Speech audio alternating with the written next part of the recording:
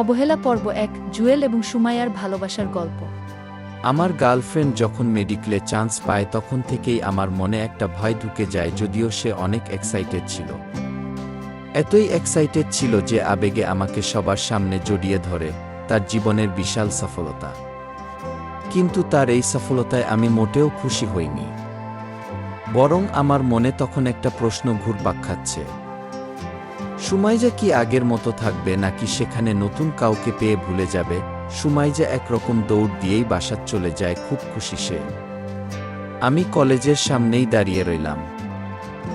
সে চলে যাওয়ার পর আমিও বাসার দিকে রওনা দিলাম। চলেন বাসায় যেতে যেতে আপনাদের পরিচয়টা দিয়ে দিই। আমি জুয়েল, আপাতত স্টুডেন্ট। যার কথা এখন বললাম সে আমার ভালোবাসা। আমাদের 2 বছরের রিলেশন, দুজনেই একই ক্লাসে পড়ি। পড়ালেখায় সে আমার থেকে খুব ভালো স্টুডেন্ট, আমিও ভালো ছিলাম। কিন্তু আমার ফাইনাল পরীক্ষার কিছুদিন আগে বাবা মারা যায়, যার জন্য ফ্যামিলির দায়িত্ব আমার কাঁধে চলে আসে। বাবার মৃত্যু, পরিবারের খরচ, ছোট বোনের পড়ালেখা, সবকিছু মিলিয়ে আমি ডিপ্রেশনে চলে যাই, যার কারণে শুরুটা ভালো হলেও শেষটা ভালো হয়নি। আমার পরীক্ষার প্রিপারেশন একদম খারাপ ছিল। প্রথমে ভাবছিলাম পাশই করব না। আল্লাহর রহমত, কোনোমতে পাশ করলাম, কিন্তু অতটা ভালো না, তাই পাবলিকেও চান্স পেলাম না। অবশেষে ন্যাশনাল এডমিশন নিলাম। যাই হোক, গল্পে আসা যাক। বাসায় গিয়ে ফ্রেশ হয়ে খেয়ে নিলাম। সুমাইয়াকে কল দিলাম, নাম্বার ওয়েটিং, হয়তো সবাইকে এই সংবাদ দিচ্ছে। বিকালে বের হলাম। সানিকে কল দিলাম আসার জন্য, সে আসছে। কি রে, কি অবস্থা? এই তো আছি। তোর কি খবর? সারাদিন কোনো খবর নাই যে। আব্বুর সাথে বাইরে গেছিলাম, শুনলাম সুমাইয়া নাকি মেডিকেলে চান্স পাইছে। রে,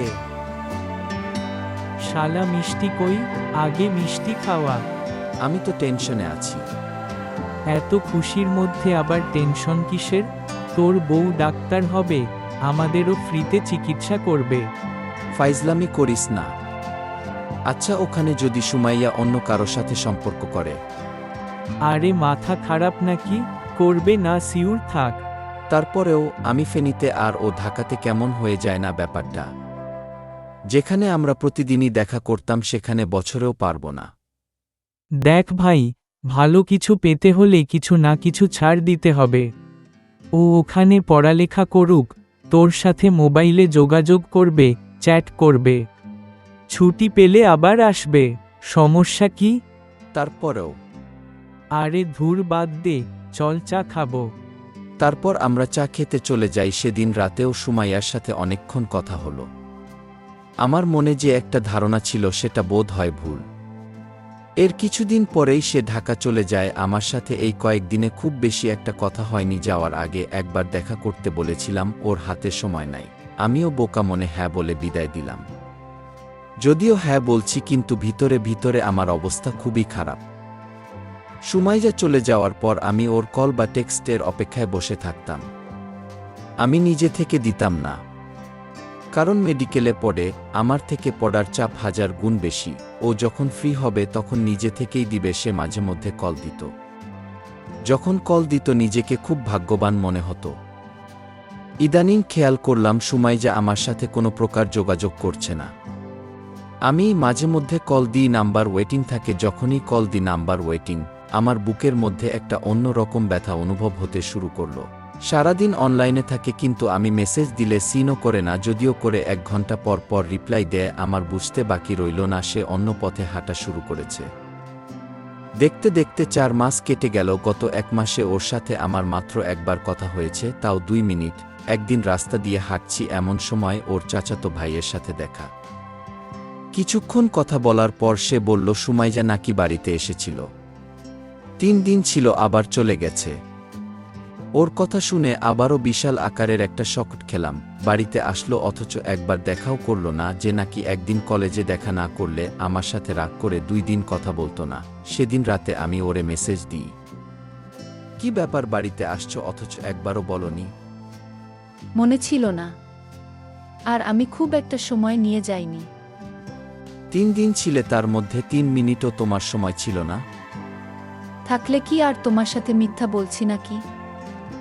সারাদিন অনলাইনে থাকো, কিন্তু আমি মেসেজ দিলে আনস দাও না। কারণ কি? আমরা অনলাইনে গ্রুপ স্টাডি করি। পড়ার অনেক চাপ, তুমি তো ন্যাশনালে পড়ো, তুমি এগুলো বুঝবে না।